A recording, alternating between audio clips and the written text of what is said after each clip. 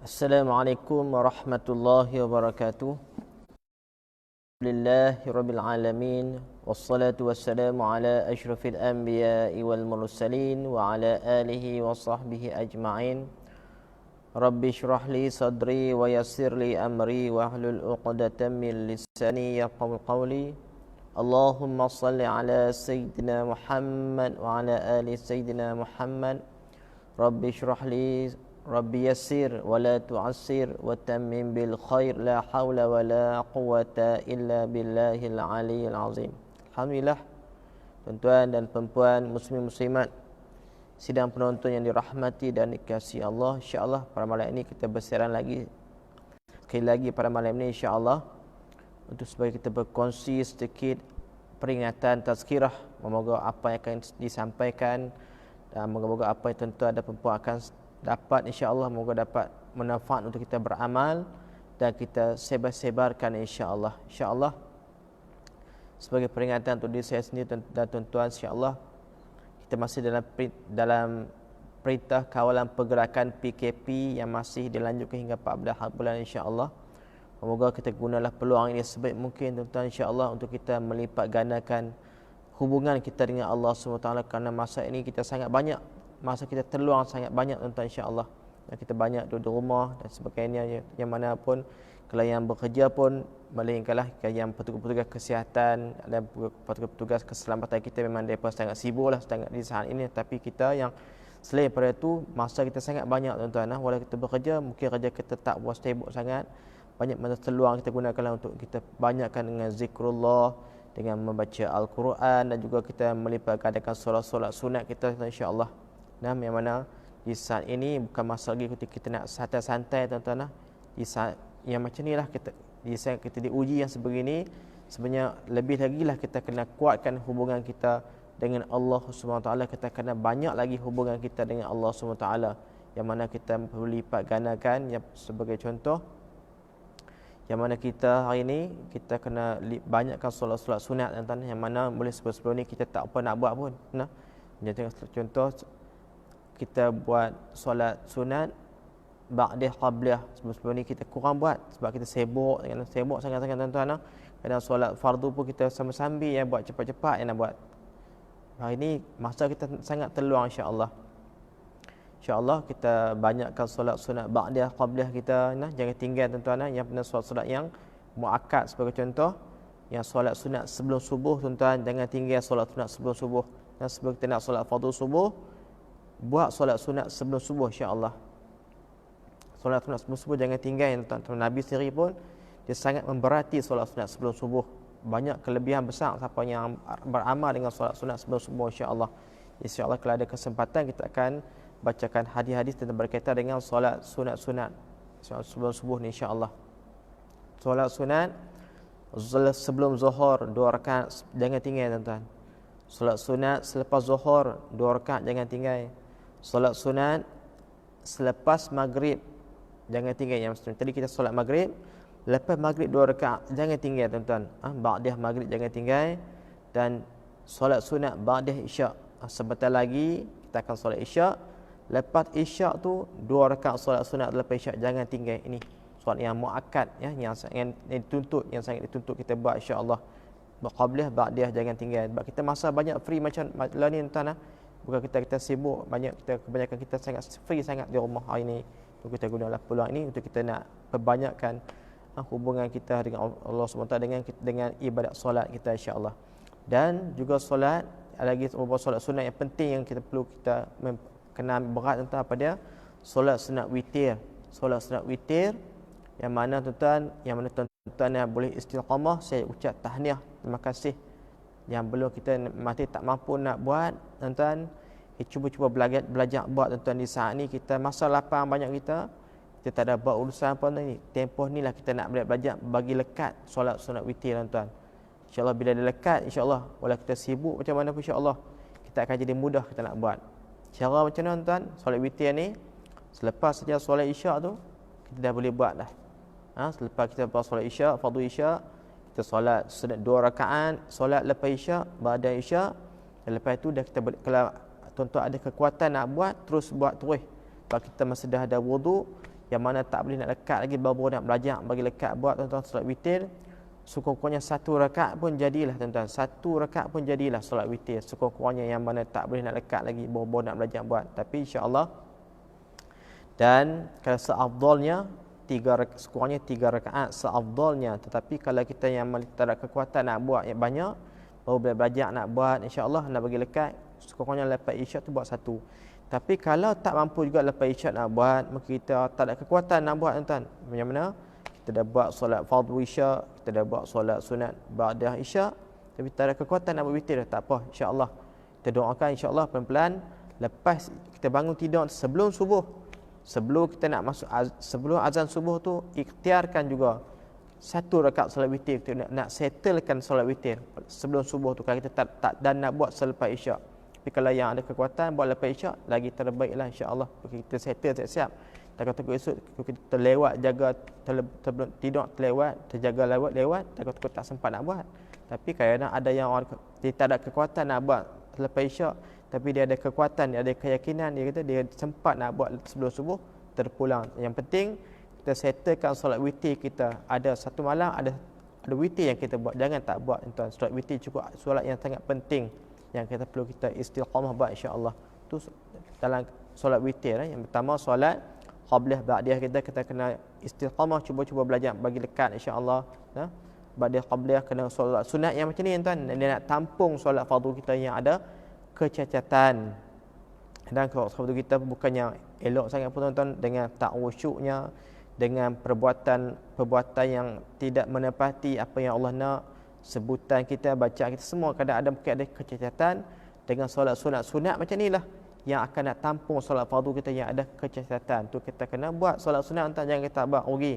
Kerana takut di hadapan Allah nanti bila nak hisab solat, tengok solat kita tak ada tuan-tuan, solat fardu tak ada. Kenapa? Sebab solat kita cacat, Allah tak terima. Tapi mudah-mudahan jika ada solat sunat, insya-Allah solat sunat ni yang akan menampung solat fardu kita yang ada kekurangan atau kecacatan insya-Allah. Tu solat ba'diyah dan qabliyah. Dan yang tadi solat witir dan satu lagi tuan-tuan, solat tahajud. Solat tahajud dan di mana sekurangnya kita yang mana tak boleh lekat lagi, yang dah boleh lekat alhamdulillah, tapi yang tak boleh lekat lepas kita bangun tidur esok ni insya-Allah sebelum subuh tu kita settlekan sekurangnya 2 rakaat solat tahajud. 2 rakaat solat tahajud seringkas mungkin. Kalau kita tak mampu nak buat yang panjang-panjang, kita tahap iman masing-masing dia tak sama tuan. Iman kita bukan macam iman sahabat. Solat sunat ada yang sebahagian sahabat sampai dia boleh khatamkan 30 juzuk Al-Quran dalam 2 rakaat solat sunat. Allahu akbar. Tu tahap iman sahabat. Nanti iman kita tuan-tuan, kita tak mampu nak ikut sahabat, tapi kita buat sekat kita yang mampu insya-Allah. Yang penting kita buat solat tahajud. Yang mana kaedah dia mudah tuan-tuan. Kita buat seringkas mungkin bagi nak lekat dulu tuan, bagi dia boleh lekat di kita jadi mudah. Tapi kita nak buat, nak buat banyak, tapi sekali buat kita tak mau lagu tu, kita nak walaupun kita buat 2 rakaat tapi kita istiqamah, konsisten setiap hari kita buat 2 rakaat. Memang syaratnya kalau kita masih lagi tak ada kekuatan nak buat baca panjang-panjang, kita baca doa iftitah kena baca tuan-tuan. Walaupun kita nampak iftitah ni sunat, tapi dia sangat perlu baca. Walaupun pendek kita boleh baca. Ada saya dapat dari seorang ustaz tuan-tuan, yang mana sebenarnya doa iftitah ni yang kita baca yang panjang tu sebenarnya dia di-combine untuk dalam 2 riwayat. Boleh kita kalau kita nak buat secara ringkas solat kita kena baca juga untuk iftitah, tapi sampai cukup sekadar wa asila. Allahu akbar kabira, sampai panjang baca sampai wa asila cukup. Kita berhenti, kita baca surah Al-Fatihah. Tu seringkas yang paling pendek doa iftitah yang boleh kita amalkan. Tu salah satu caralah kita nak baca. Kalau kita nak baca semua yang panjang tu, kita tak ada kekuatan nak buat, sebab kita nak buat solat tahajud insya-Allah. Kita buat sampai wa asila tu, berhenti, baca surah Al-Fatihah. Dan kalau tak ada kekuatan juga surah tak apa, kita tak payah baca surah, kita terus baca surah Al-Fatihah saja. Kita nak pergi lekat amalan kita tuan-tuan. Tapi kalau paling terbaik bacalah sikit surah pendek pun jadilah. Inna a'tainatuka ataupun Iza ja, surah yang pendek cukup. Yang penting kita baca. Tapi kalau tak ada kekuatan juga, tak larat sangat, tapi kita nak buat juga, kita nak paksa tekan nafsu kita, Al-Fatihah cukup, insya-Allah. Esok kita buat lagi. Bila 2-3 hari kita buat, tambah sikit kita baca surah pendek sikit. Yang penting 2 rakaat solat tahajud jangan tinggal tiap hari, insya-Allah.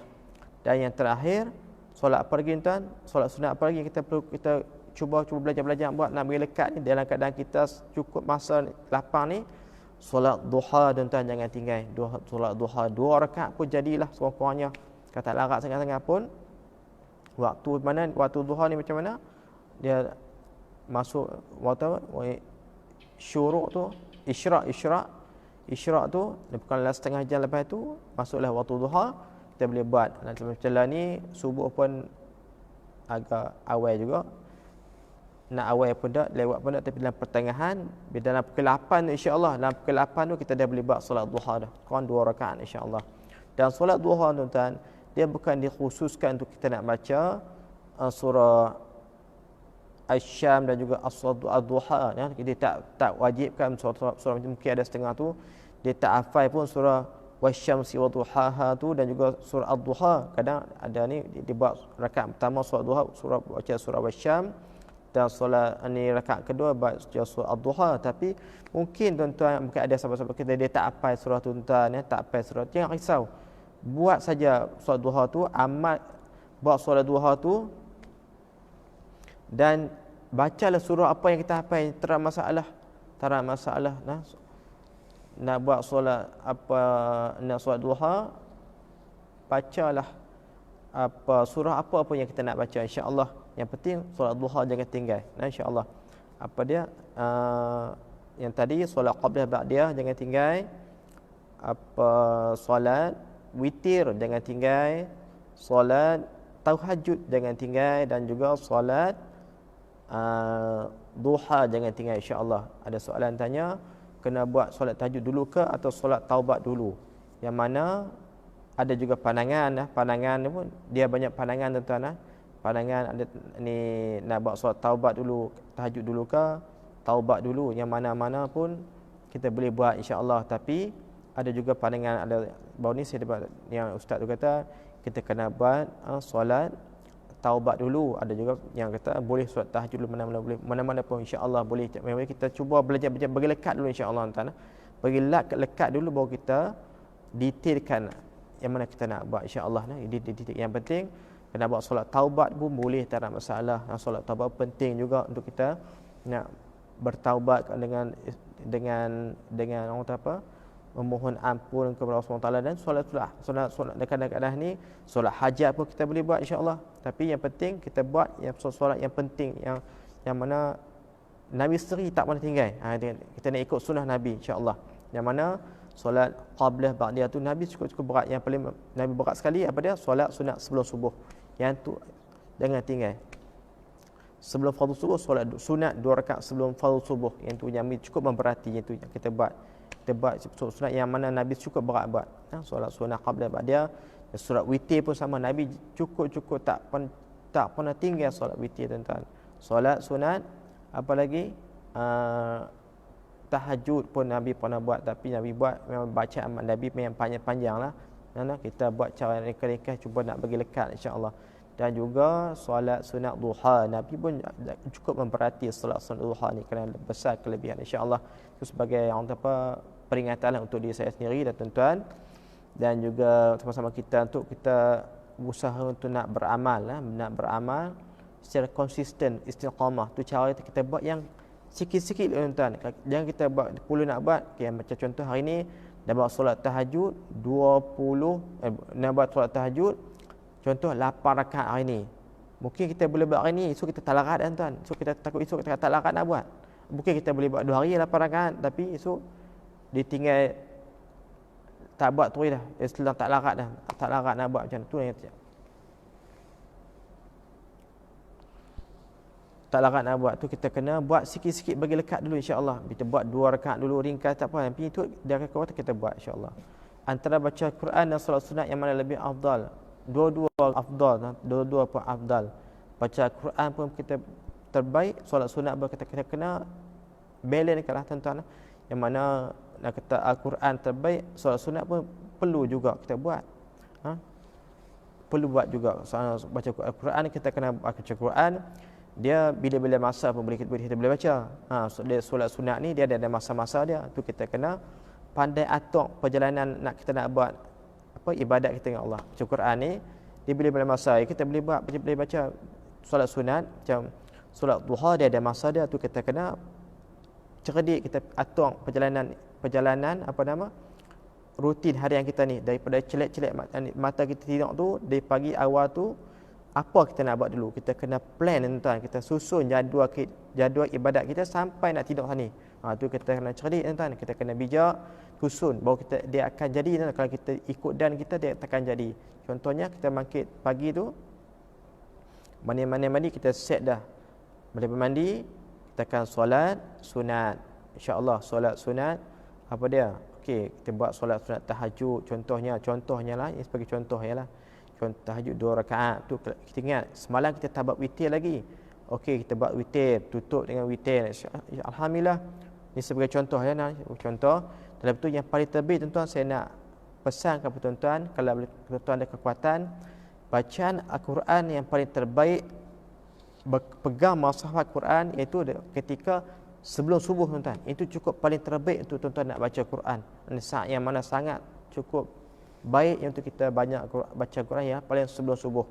Itu kalau lepas solat tahajud 2 rakaat, lepas kita bagi tidur tu, settle dengan solat witir tutup, dan lepas kita tu sebelum nak tunggu azan subuh, kita baca, buka mushaf Al-Quran, baca sekurang satu muka surat pun jadi tuan-tuan.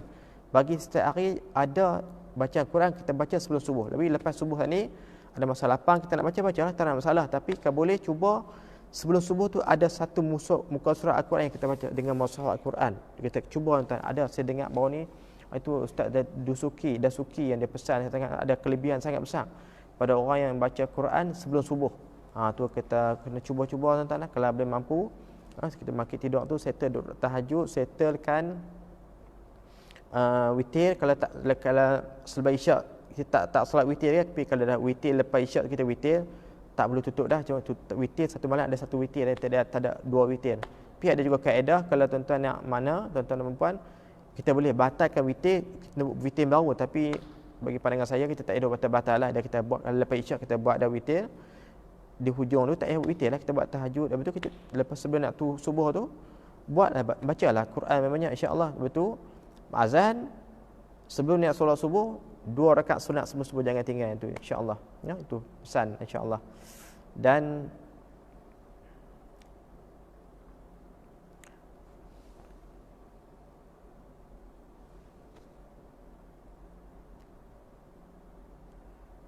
kalau nak qada solat, ada setengah depa kata boleh nak buat time bila sahaja, tapi setengah orang cakap kalau lepas zuhur tak digalakkan buat qada, mohon pencerahan. Tapi kaedah untuk qada solat ni yang paling mudah kita nak buat, yang paling mudah yang saya dapat juga info daripada ustaz jugalah, kita solat apa, itu paling mudah lah. Sebab kita zaman kejahilan kita tinggal solat banyak mungkin. Jika ada, kalau kita buat solat subuh tu, lepas kita qada subuh, macam tu. Zuhur kita qada zuhur, macam tu. Asal kalau mampulah, tapi kalau tak mampu, kita buat setakat mana yang kita mampu buat lah. Tapi yang paling ikut tu lagi senang, kita nak tahu, nak buat kiraan solat yang mana yang ni. Macam tu kita sedang kita solat banyak, kita tinggal solat apa contoh, buatlah yang mana ikut kemampuan kita tuan. Allah tak akan memberati kita pun, tapi yang penting kita ada kemahuan. Kita nak bayar balik hutang dengan Allah ya. Hutang manusia pun kita kena bayar, tapi hutang dengan Allah kita bayar dengan kita buat. Mungkin kita tinggal solat banyak tuan-tuan, tinggal solat banyak, tapi kita niat azam, ya Allah aku nak qada balik solat yang aku pernah tinggal, setakat mana yang aku mampu buat, setakat mana ada umur aku, sebelum engkau ambil nyawa aku. Supaya kita niat macam tu, insya-Allah kita buatlah. Kita buat setakat mana kita mampu sampai umur kita lah. Mungkin kita tinggal banyak, tapi tetap mampu nak settlekan semua. Tapi cuba buat setakat mana kita ambil. Yang penting kita ada kemahuan. Kita nak bayar ganti balik solat-solat yang kita tinggal tu, kita kena ambil penting ni benda macam tu lah, tentang qada solat lah. solat witir, niat solat witir, usolli sunnatul witri raka'atani, adaan usolli sunnatul witri raka'atani lillahi ta'ala. Saja ke solat sunat witir 2 rakaat kerana Allah Ta'ala. Ni kita sembahyang seorang lah. Witir ni kalau bulan-bulan biasa seafdalnya kita sembahyang seorang-seorang, bukan berjemaah. Tapi kalau bulan Ramadan, dia sekali tuan-tuan lah. Bulan Ramadan seafdalnya kita buat berjemaah. Nah, kita tak apa hari dah nak datang Ramadan lah, 24 April kalau tak silap, kita akan berpuasa bulan Ramadan akan mai, dan juga bertarawih lah kita insya-Allah. Dan juga dalam Ramadan kita ada witir bulan Ramadan seafdalnya kita buat berjemaah. Tu kadang ada yang orang ni tak apa nak faham tu, kerana dia kita kadang yang paling sedih dia buat tarawih tapi dia tak buat witir. Yang tu paling sedih tuan-tuan, kerana witir kena ikut witir ranking yang paling tinggi juga antara solat-solat sunat yang perlu kita tekankan. Itu witir kena buat di bulan Ramadan ni, kita kena buat berjemaah witir. Tapi kalau kita ada urusan sebagainya yang penting sangat, itu tak apa. Tapi kalau saja kita tambah buat witir berjemaah, ataupun kita tak buat terus witir, rugi tuan-tuan. Buat tarawih tak buat witir, rugi. Tu kita kena buat juga ni solat witir tu, yang mana niat dia macam tadi lah, usolli sunnatul witri raka'ataini lillahi ta'ala. Saja ke solat sunat witir 2 rakaat kerana Allah Ta'ala. Tu niat solat witir. Mudah yang tu solat witir. Tapi yang penting, tapi kalau satu rakaatan usolli sunnatul witri raka'atan lillahi ta'ala. Saja ke solat sunat witir 1 rakaat. Kalau buat 1 rakaat lah, kalau 2 rakaat raka'ataini, macam tu. Tapi kalau kita nak buat 3 rakaat, kita buat 2 rakaat 3 rakaat 2 salam. 3 rakaat 2 salam, buat 2 rakaat bagi salam, tu 1 rakaat lagi bagi salam. Macam tu 3 rakaat 2 salam. Ada juga pendapat yang kita boleh buat 3 rakaat tu. Tapi macam saya sendiri, saya lebih suka buat 2 rakaat salam, buat 1 rakaat kita salam macam tu. Tapi kalau ada kekuatan lagi, boleh buat 5 rakaat, 7 rakaat. Dia ganjil. Kena buat ganjil, bukan yang ni witir dia maksud dia ganjil, kita kena buat rakaat yang ganjil lah. Kalau dia ada kekuatan, ada semangat nak buat, boleh buat 3 betul. Nak buat 5, kita buat 2 2 1 lah macam tu. Kalau nak buat 7 rakaat, 2 2 2 1. Macam tu. Yalah, kita tutup dengan 1 rakaat, jadi 7 rakaat lah. Itu kalau mampu. Kalau tak mampu, yang kita macam baru nak belajar nak buat ni, kita buat 1 rakaat bagi lekat. Insya-Allah lah, insya-Allah. Oh, nampaknya panjang sikit apa peringatan kita malam ni, insya-Allah tazkirah. Hadis tak baca lagi, insya-Allah lah. Insya-Allah masih ada masa untuk sebelum Isyak. Kita bacalah sikit tentang hadis tentang dalam kitab Fadilat Sedekah, insya-Allah. Moga apa yang akan didengar pada malam ini menjadi manfaat, insya-Allah. Dari Sayyidina Abdullah bin Abbas radhiyallahu anhuma meriwayatkan bahawa Rasulullah SAW bersabda, mafhumnya, setiap kebaikan itu adalah sedekah. Seseorang yang menunjukkan ke arah kebaikan akan mendapat pahala yang sama seperti orang yang melakukan kebaikan itu sendiri. Allah SWT mengasihi orang yang menolong orang yang ditimpa musibah. Keterangan, terdapat 3 perkara yang dinyatakan dalam hadis ini. Pertamanya ialah setiap kebaikan ialah sedekah. Maksudnya ialah bersedekah bukan semestinya dengan harta, dan sedekah tidak terkhusus hanya dengan memberi harta benda. Bahkan apa-apa sahaja kebaikan yang dilakukan kepada seseorang akan menyamai sedekah dari segi pahalanya. Dalam sebuah hadis dinyatakan bahawa dalam diri manusia terdapat 360 sendi. Adalah penting untuk bersedekah setiap hari bagi setiap sendi. Ada sahabat bertanya, ya Rasulullah, siapakah yang mampu melakukannya? Yakni sedekah, yakni 360 sedekah setiap hari. Baginda SAW bersabda, mafhumnya, membersihkan ludahan yang ada di dalam masjid juga sedekah. Membuang benda-benda yang menyakiti di jalanan juga sedekah. Dan jika tiada apa-apa yang boleh disedekahkan, 2 rakaat solat sunat duha cukup untuk menggantikan semua sedekah itu. Inilah kerana dalam solat setiap sendi mesti bergerak untuk beribadah kepada Allah SWT. Dalam sebuah hadis dinyatakan bahawa setiap hari apabila matahari terbit, maka menjadi hak ke atas setiap orang untuk bersedekah bagi pihak setiap sendinya. Mendamaikan dua orang ialah sedekah. Tolong mengangkat barang seseorang ialah sedekah. Mengucapkan kalimah la ilaha illallah ada sedekah. Setiap langkah menuju ke masjid untuk solat ialah sedekah. Memberitahu jalan kepada seseorang ialah sedekah. Membuang benda-benda yang menyakiti dari jalan juga sedekah.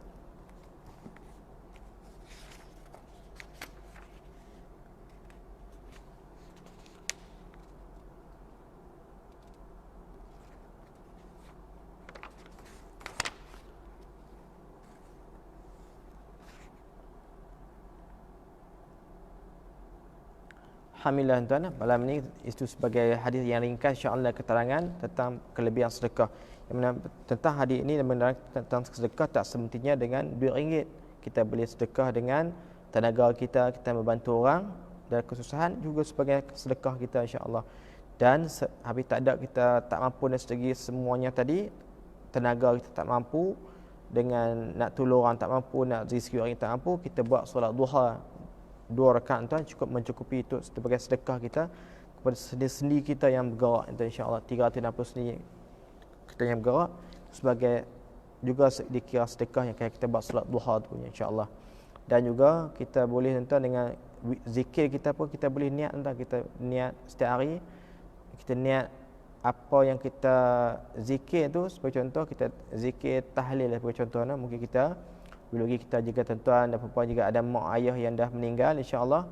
Setiap hari jangan tinggal tahlil untuk kita hadiahkan kepada mereka insya-Allah. Kita niat hadiahkan tahlil kepada arwah-arwah mak ayah kita kan, kepada semua-semua sahabat-sahabat yang meninggal tu. Insya-Allah kita niatkan sampaikan pahala kepada mereka serta yang dah meninggal tak ada dah amalan yang mereka buat tuan. Dia pasti tunggu saja doa-doa dari anak-anak yang soleh, apapun anak-anak yang soleh yang sampaikan hadiahkan pahala-pahala zikir, pahala-pahala puasa, pahala-pahala solat dan sebagainya. Dia mesti tunggu yang mak ayah yang meninggal itu tunggu insya-Allah.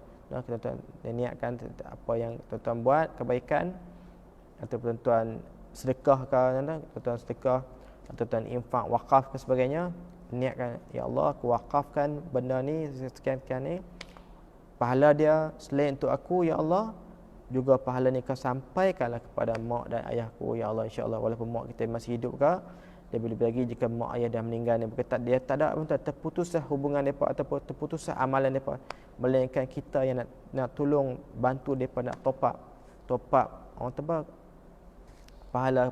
Mudah dengan pahala yang kita hadiahkan kepada mak ayah kan dapat membantu mak ayah kita yang di akhirat insya-Allah. Dan kita tuan-tuan tentang sedekah ni kita kena selain kita infak kita buat secara istiqamah tuan-tuan. Mungkin hari ni kita tak mampu nak pergi masjid tuan, surau kita tak pergi tepi, hari ni dengan cara kita transfer tuan. Mungkin kita ada infak duit lebih sikit tuan, banyak tempat-tempat yang memerlukan untuk membantu sahabat-sahabat kita yang dalam kesusahan ni, yang mungkin ada yang orang yang susah yang terputus bekalan makanan dan sebagainya insya-Allah. Mungkin ada NGO yang buat kutipan amal untuk nak membantu insya-Allah. Kita tumpang, kita transfer lah sikit tuan insya-Allah mungkin lah kita banyak pun sikit, jadi yang penting ada sumbangan kita nak bantu. Mungkin kita ni susah, tapi mungkin kita kena fikir ada lagi susah pada kita, orang di luar sana yang lagi susah pada kita yang memerlukan, kita infak sikit insya-Allah. Kadang-kadang dengan asbab sedekah ni kadang-kadang antara dia boleh sembuhkan sakit kita tuan. Boleh menyembuhkan sakit, dia boleh memanjangkan umur kita, keberkatan umur kita, keberkatan hidup kita juga. Dia juga boleh mengangkat bala Allah SWT. Tu kita dalam ujian hari ni, kalau kita semua penduduk Malaysia yang berkemampuan insya-Allah boleh kita kena banyakkan sedekah dengan banyakkan bersedekah ni, memberi ni insya-Allah Allah akan angkat balik ujian bala yang Allah bagi kepada kita insya-Allah. Mudah-mudahan apa yang kita dengar pada malam ini menjadi sumber ilmu untuk kita sama-sama beramal insya-Allah, dan mudah-mudahan Allah SWT beri taufik untuk kita sentiasa dapat mudah untuk kita nak mentaati perintah Allah dalam lebih-lebih dalam keadaan kita ini diuji, dapat kita sentiasa dapat meningkatkan, menguatkan lagi hubungan kita dengan Allah. Tiada tempat yang lain selain kita mohon pertolongan melainkan dengan pertolongan daripada Allah Subhanahu Wa Taala insya-Allah. Mudah-mudahan kita doakan insya-Allah moga-moga Allah SWT akan angkat balik ujian ini, angkat balik COVID-19 ni sebelum Ramadan. Yang tak apa nak main, insya-Allah mudah dapat kita sama-sama dah kembali ke masjid, ke surau, dapat berjemaah bersama-sama mendengar tazkirah majlis ilmu pada bulan Ramadan yang nak mai tak apa hari ni, insya-Allah. Mudah-mudahan amin ya rabbal alamin, insya-Allah. Subhanakallahumma wa bihamdika asyhadu an la ilaha illa anta astaghfiruka wa atubu ilaik. Assalamualaikum warahmatullahi wabarakatuh.